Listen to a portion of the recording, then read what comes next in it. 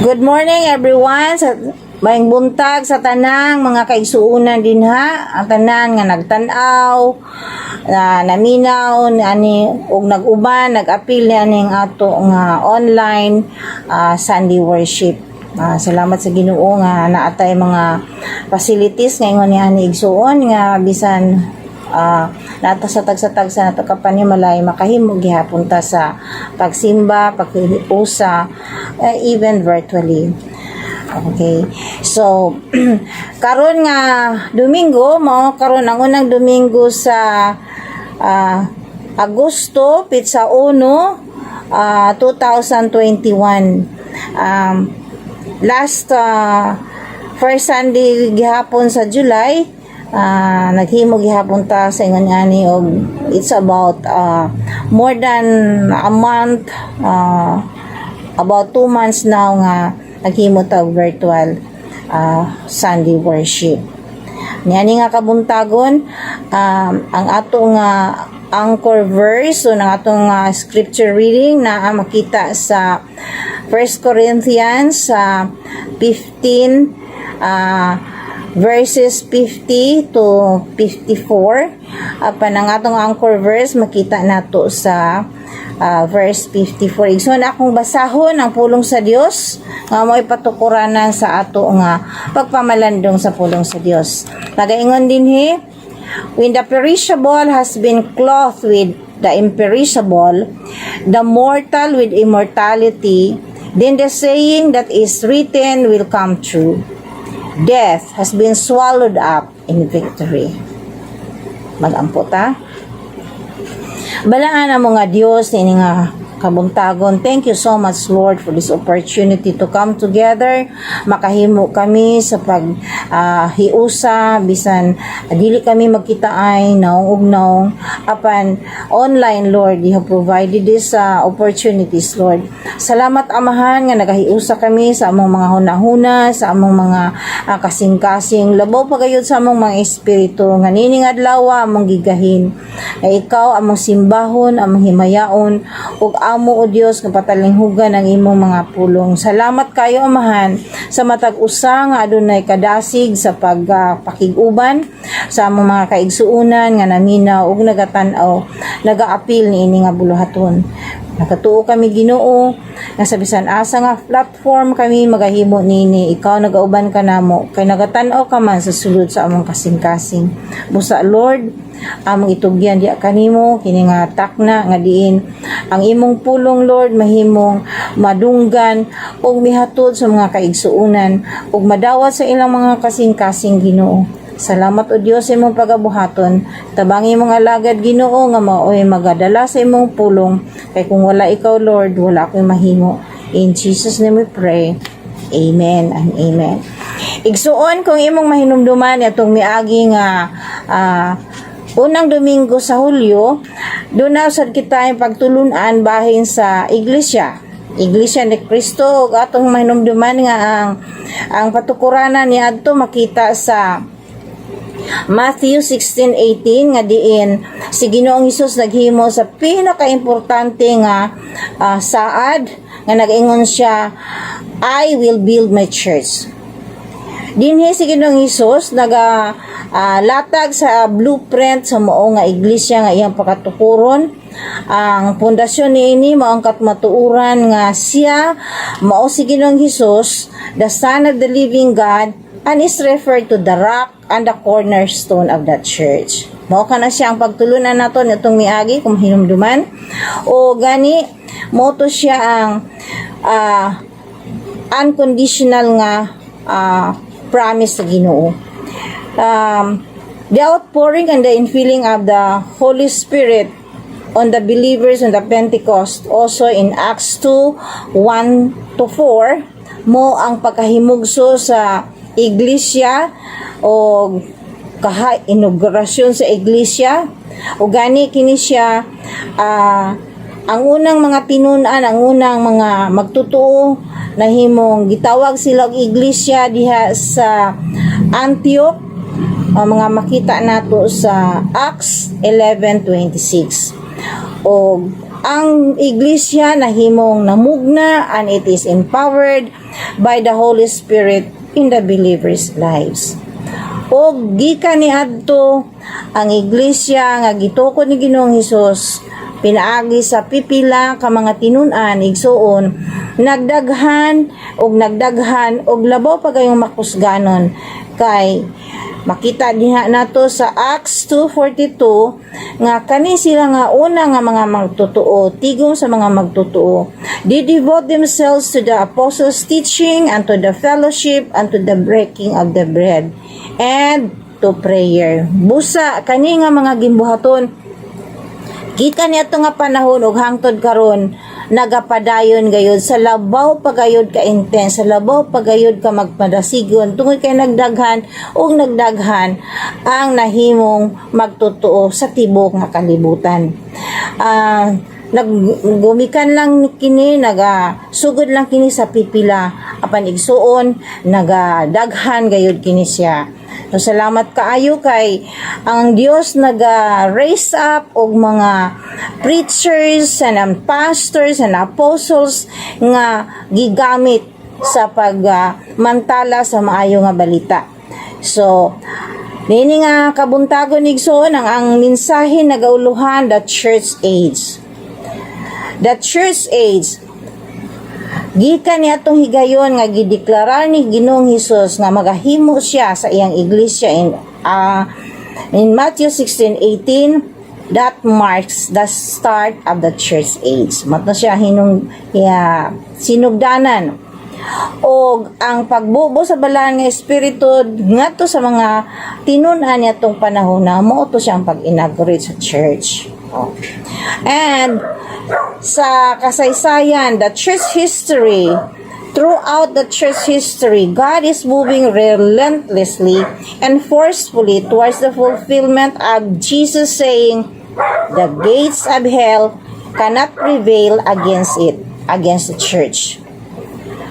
Nga, bisan pa ang kamatayon, dili makapugong sa paglambo, sa pag-uswag sa iglesia nga gitukod ni Ginoong Hesus. Busa, that starts the church age. Ang ikaduha nga bahin sa mong mensahe igsuon mao ang the church last days. Unsa man siyang church last days? The last days include the entire Christian era nga ni ata karon. And this is described as difficult times. Kung makita nato diha sa Acts chapter 1 verses 9 to 11, basahon ako igsuon. Jesus was taken up into the heavens before the eyes of his disciples. In verse 10, his disciples intently looking up into the sky when suddenly two men dressed in white stood behind them saying, in verse 11, Men of Galilee, why do you stand here looking into the sky? The same Jesus who has been taken from you into the heavens will come back in the same way you have seen him into the heavens. Igsoon, salamat kaayo kay nakakita og dunay gipakita si Ginoong Hesus sa iyang pagkayab. Gipakita niya ang pamaagi nga ni kayab siya didto sa kapanganuran, didto sa iyang mga tinun-an, uban sa iyang mga tinun-an. And then in John chapter 14 verses 1 to 3 akong basahon, ni kayab si Ginoong Hesus nagaadto sa amahan apan doon na siya saad mga igsuon. Nagaingon si Ginoong Hesus in verses 1 to 3 sa John 14, ingon siya, do not let your heart be troubled. Trust in God, trust also in me. In my Father's house are many rooms. If it were not so, I would have told you. I am going there to prepare a place for you, and if I go and prepare a place for you, I will come and take you to be with me, that you also may be where I am. O mga igsuon, klaro kayo sa atong nabasa sa John 14:1-3 nga dunay saad si Ginoong Hesus nga mubalik siya. Og ang una niyang gisulti, ayaw ka mo kabalaka. Ayaw ka balaka og magasalig ka mo sa Ginoo ug magasalig usab kita kaniya. Kay dunay siya promise nga moadto siya sa amahan, mag-andam siya og mga lawak didto, unya kung naandam na mubalik siya. So igsoon, naga-andam kita, naga-expect kita nga mubalik si Ginoong Hesus. Og niya ta nini nga kapanahunan karon nga magabalik. Ato sunod nga tukion in 1 Corinthians 15:50-54. Adunay mystery dinhi nga gi-reveal in verse 52. In a flash, in a twinkling of an eye, at the last trumpet, the dead in Christ will be raised imperishable, and the mortal with immortality, and we will be changed. O, magapangandam kita niya ni igsuon. Tun kay gi-describe din nga mahitabo ni siya nining katapusan nga mga adlaw. Unsa din siya mga mahitabo. Mahitabo ni siya nga sakalit lang si sa kapagpamilok dunay trompeta nga madungog ug kato na nga matay og una kanato nga namatay diha sa grasya sa Dios. Sila unang banhawon ug mga usab kita. Ato gina siyang gina-expect nga mahitabo na siya tungod kay gisulti man sa pulong sa Dios. Samantala, magakahitabo man ka na siya igsuon ug ato na siyang expect in the future and a very near future. Dunay hulagway nga gisulti si Apostol Pablo ngadto kang Timothy sa ikaduha niya nga sulat kung unsa di ay ang hulagway sa pagkinabhi sa mga katawhan labi na kadto nga wala sa pagtulunan o sa kamatuuran. Dinha sa 2 Timothy chapter 3 verses 1-5 atong basahon sa binisaya igsuon na dinhi atong basahon ang pulong sa Dios nagaingon timani kini sa katapusang mga adlaw maabot ang mga malisud nga panahon. Ang mga tao maghunahuna lamang sa ilang kaugalingon. Og sa kwarta, hambugiro sila, mapahitason, bugal-bugalon, masupilon sa ilang mga ginikanan, dili mapasalamaton, og dili Diosnon. Walay kaluoy, walay puangod, tigbutang-butang, mapatuyangon, bangis, madinumtanon sa maayo, mabudhion, mapasagaron, o garbuso kaayo. Palabihon nila ang kahilayan kaysa Dios. Magpabilin sila ang relihiyoso apan isalikway nila ang matuod nga gahom niini. Likay kining mga tawhana. Isuon klaro kaayo ang gipasabot sa maong sulat ni San Pablo ngadto kang Timoteo nga sa ulahing mga adlaw nining atong kapanahonan karon. Siguro familiar ta aning mga klase-klase nga batasan nga ingon ani. Siguro natay mga kaila, naatay mga higala o nga kauban ka sa trabaho, so sa mga estudyante, mga classmate, nga ni ana, nga duna ni ini nga klase nga mga kinaiya. Ang giingon ni Pablo, likay kani mga tawhana. Apan, base no sabog, naasad tan sa atong kaugalingon ni ani. Dili makatanan gyud nga kining gi-describe ni Pablo diri, apan basig dunay pipila kanato, nga duna usad ni ani, nga batasan. Igsuon, panahon na gyud nga ato siyang biyaan, ato siyang talikdan, atong tangtangon sa atong kinabuhi, pinaagi sa pulong sa Dios. Kaya nga pulong nagingon nga, be ye holy for I am holy. Nagaingon pag yun siya nga, not by might nor by power but by my spirit says the Lord of hosts. Na mahitabo nga mahimo posible nga mahinluan ta pinaagi sa iyang pulong. So kaning mga matang sa pagkinabuhi nga gisulti ni Pablo dinhi, mao kini siya ang hulagway larawan sa ulahing mga adlaw nga ni ata karon. Dili kini siya ingon ta nga muabot pa o ni ana ni na ato na ning nasinati.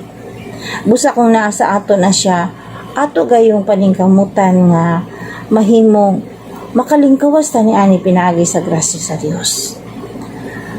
Busa kung naata niya ni igsuon, dili kita magpanugkog pagduol sa atong buhay nga Dios. Og nag-ingon pa gid dinhi nga ang terrible times in the last days. Dili na malilong sa ato karon nga ni ata ani nga lisod nga kapanahunan nga diin giagat ang kadaghanan do na mando sa atong gobyerno nga diharata sa atong tagsatag sa kapanimalay. Yes, igsuon. Busa gani nga nakahimo sa bita ani nga virtual nga meeting, virtual Sunday worship diha sa atong nga panimalay ug himutas atong mga recorded nga mga pag-awit, mga pagdaig sa atong buhi nga Dios bisan pa ang mensahe. Lisod na siya igsuon sa totoo lang. Kay I have to share with you na nanibago gyud ang tanan nga dili ta makita ay naong ug naong. Labaw pang nanibago ang magwali. Kay kung sa ako lang igsuon sa sinugdanan pa lang, lisod kay magwali nga ikaw ra isa, magtabi ka ikaw ra isa, lisod kaya apan sa ngadto-ngadto natun-an nako igsuon nga dili lang nga maghunahuna ka nga ikaw ra usara, imog yung tuhuan by faith. You have to believe and I have to believe nga kani nga effort nga akong gihimo dili na siya mahimong kawang o makaabot gayud kini sa mga dalunggan, sa mga kasing-kasing. It will come cross into your heart the message that God will bring to us this day. Ug akong gituhuan nga naamo diha naminaw karon, naamo diha intently listening and is manifesting where the Holy Spirit is working in your life as to unsaon gyud nato pag kinabuhi nining ulahi nga mga kapanahunan. So magapadayon ta igsuon sa pagpangalagad sa Ginoo nga mahinugtanon, magapadayon ta sa padayon sa buluhaton samtang magapaabot kita kaniya. Naigingon dinhi nga bisan lisod ang kapanahunan karon. Bisan lisod ang kapanahunan karon. Ang Ephesians 6 verses 10 to 18. Akong kutluan ang verse 18 nagingon, and pray in the Spirit on all occasions with all kinds of prayers and requests. With this in mind, be alert and always keep on praying for the saints. Isoon. Yes. Timan-an nato nga ang pinaka epektibo nga pamaagi gayud sa pagbuntog sa atong mga kaaway, sa mga kalisdanan, pagsagubang ining mga kalisdanan, mao ang pagka may inampuon kay mao kan asya ang dako nga kusog ug gahom nga gihatag sa ato sa Ginoo nga mabuntog nato ang atong mga kaaway ug mga kalisdanan. Kung mingon tag mga pag-ampo igsoon, iampo nato ing madinhi. Keep on praying for the saints, ang atong mga fellow believers, ang atong miyembro sa panimalay, atong mga relatives, ang atong friends, nakaroon kay dili man ta makaadto kanila, makapay-bisita, makaministeryo man lang gani. Apan dunay mga pamaagi, pwede tang mag-send sa ilang message, pwede ta sa ilang mag-video call, o unsa pa nga mga gadgets nga pwede natong gamiton. Apan mas epektibo ang maghimo sa mga pag-ampo. Consistent orderly prayer. I should say orderly. Kada bang mag-ampo ta nga do nagi sistema na siya. It's such an order. Dili nga kung unsa lay mabot sa mga nahuna maura to imong iampo. We are serving a God of order, and as such, we really have to be in order in our mind. Asking the Holy Spirit to teach us how to pray and what to pray and how to pray. Sa isuon ini nga kabuntagon, encourage ang matag usa nga mag-inampuay gayud kita. Doon na tayo hiniusa nga prayer meeting, we will take time to join. Kay lisod nang mag-inusara ka, kay usay ko mag-inusara ka, singled out by the enemy ang mahitabo, maluyak ka. Lahira nang naa kay igsuon ka uban nga makadasig sa imo. Kay unsa man nga kabugat ang imo nga gihambing karon, magaan ra na siya kay dunay pulong nga ma-share sa atong igsuon. Ikaw man ang mo-share o ikaw man ang nagkinahanglan o mga pagdasig, magdinasigay gayud kita igsoon hangtod nga ang ato gayud nga tinguha nga makauban kita kaniya diha unya sa pagbalik ni Ginoong Hesus. So atong timan-an ang una, the church age and the church last days nga niya natakaron. Mausa mag-inampo ay gayud kita sa usag-usa. Amen? Praise God. So ato nang nabantayan nga duha ka puntos igsuon. Ang una, the church kani nga minsay nagalangkob sa tulo ka puntos. Ang una is the church age nga nagsugod ni adtong pagpundar ni Ginoong Hesus, nga maingon siya nga I will build my church, and then the church at the Pentecost and the believers outpouring of the Holy Spirit on them. Ug karon ni ata sa ikatulong nga bahin igsuon kay doon na may sinugdanan, doon na sa siya katapusan. The culmination of the church age. The culmination. Most of the Bible scholars are calling it the rapture. Although the Bible doesn't say the word rapture. But the word rapture is derived from the Latin word raptu, which means caught away or caught up.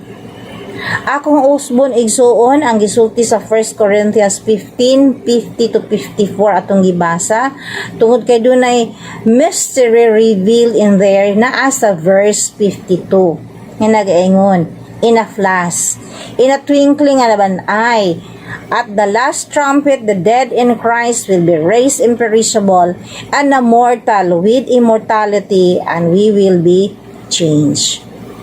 Igsuon, dunay suddenness. Atong dumdumon nga sa diha nga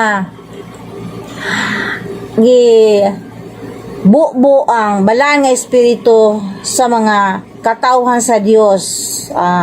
Pipila kanila dito sa upper room during the Pentecost. There were more or less 120 of them. Sa kalit gibuo ang balaan nga espiritu. Doon ay suddenness.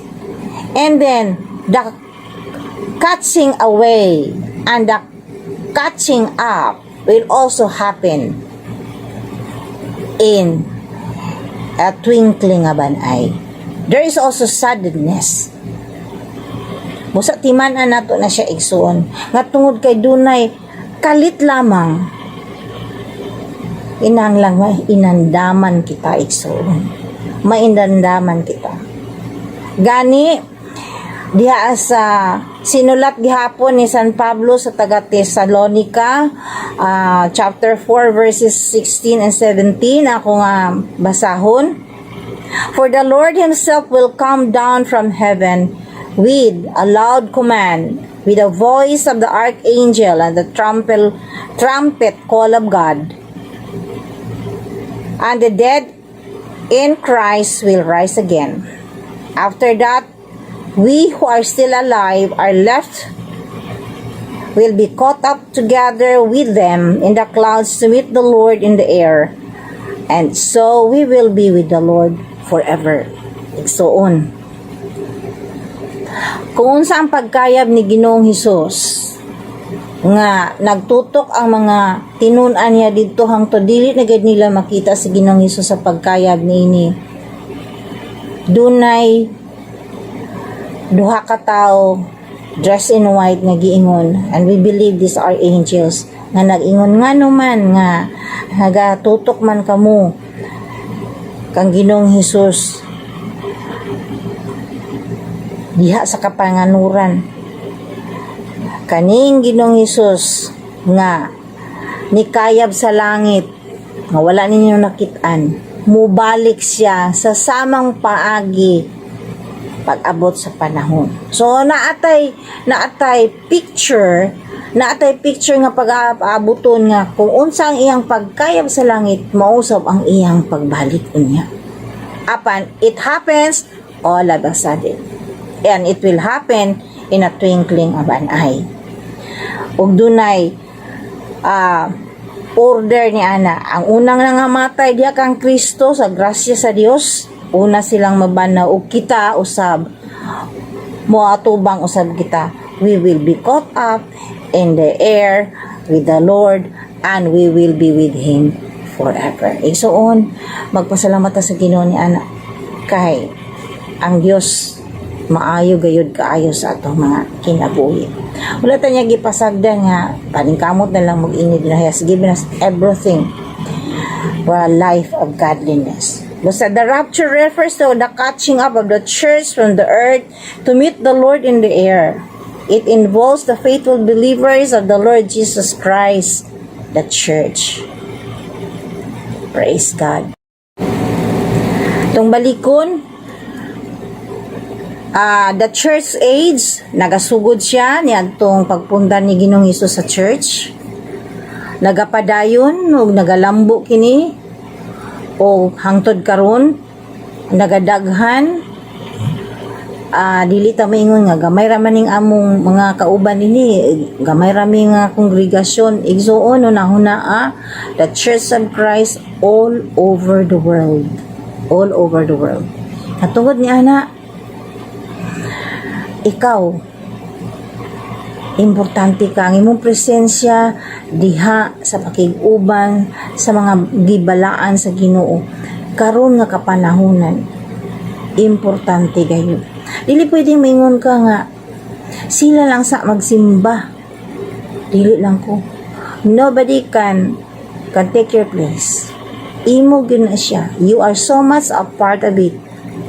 Your absence means a lot, as much as your presence means precious to the Lord. So, encourage yun ang matag usa nga makikuban kita isuon. The coming of the Lord and the catching away or the rapture of the saints is at an undeterminable time. Tuotrohon igsoon, undeterminable time. Only the Father knows it. But it is sure and sudden. Siguradong mahitabo og sakalit lamang. Busa magapangandam ang matapusa. And sa mahitabo ka na igsuon, the catching away and the catching up of the saints from the earth is the end of the church age. So what's next? It starts also. The rapture starts the day of the Lord. Muna nga giingon nga, this is the day that the Lord has made. We will rejoice and be glad in it. Yes. For the saints, igsoon, it is truly the day that the Lord has made. No more suffering. It shall be a grand reunion with our loved ones who have gone ahead of us.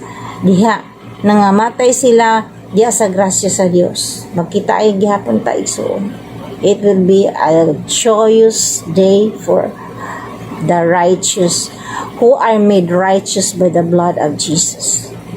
But it is also a doomsday for the wicked. But the choice is yours. When that day comes, would you like to sing with the saints saying, "This is the day that the Lord has made. We will rejoice and be glad in it." That's a personal choice. So, pasalamat ta kay ang Ginoo maayo gyud sa atong mga kinabuhi. So, one time na malandong ko, ingon ko, Lord, kung dili man lang ko maka-appeal o makauban niya sa imong pagbalik, I would rather have not been born. Or I would not rather have known the truth. Pero kay imo manggid kong gipakataw, gipahimugso ani nga kalibutan, gipadadan bagud ko nimo katawhan nga mag-share sa ako sa gospel. Lord, it is my fervent desire to really be with you nga dili pwedeng masayang. Igsuon, ikaw ba na anak nga tingwa? Ikaw ba ang tao karon nga miingon nga dili gid pwede nga mabiyaan ko? Dili gid pwede. Because it is a matter of life everlasting and death everlasting and separation from God. So, dili pwede magbangay-bangay. Sila lang, pabilin lang ko, Lord. No, it's not. So, the challenge for us today is to prepare ourselves. The challenge is simple. It says, be ready, church, you are the church, to meet the Lord in the air anytime. Minute by minute, igsuon, ato gina siyang hunaon that Jesus can come anytime. So unexpected. Check your heart. Let us check our heart from time to time. Yes, it's true na minsan magkamali din tayo. Pero every time,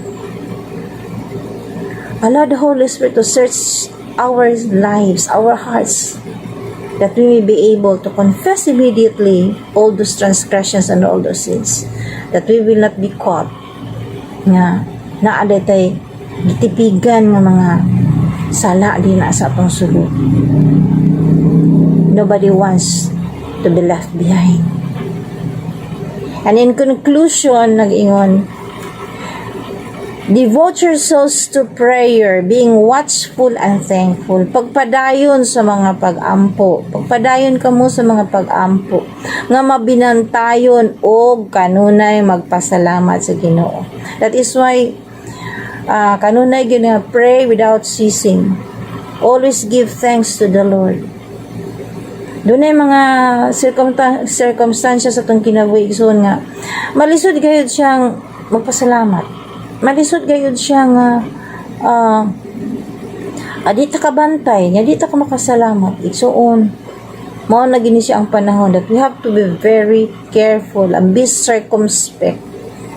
Careful kaayo. And let us fix our eyes on Jesus. He's the author and the perfecter of our faith. Wala nagsulti nga perfect na ang atong faith, but He is the perfecter of our faith.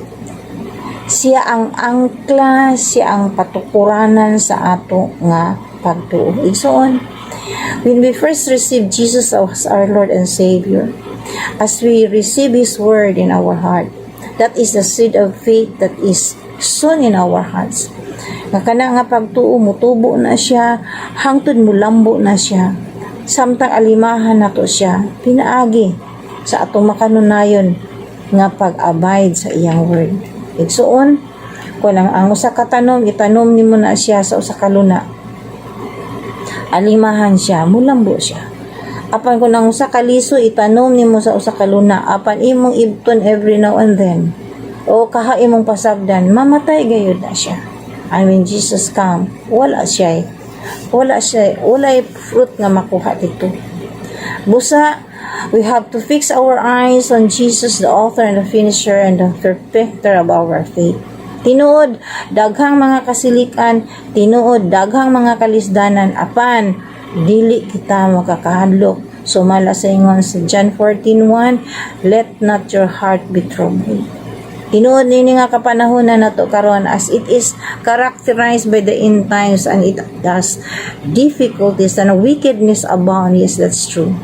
But igsuon, we will keep on shining as we will continue to dwell in the Word of God.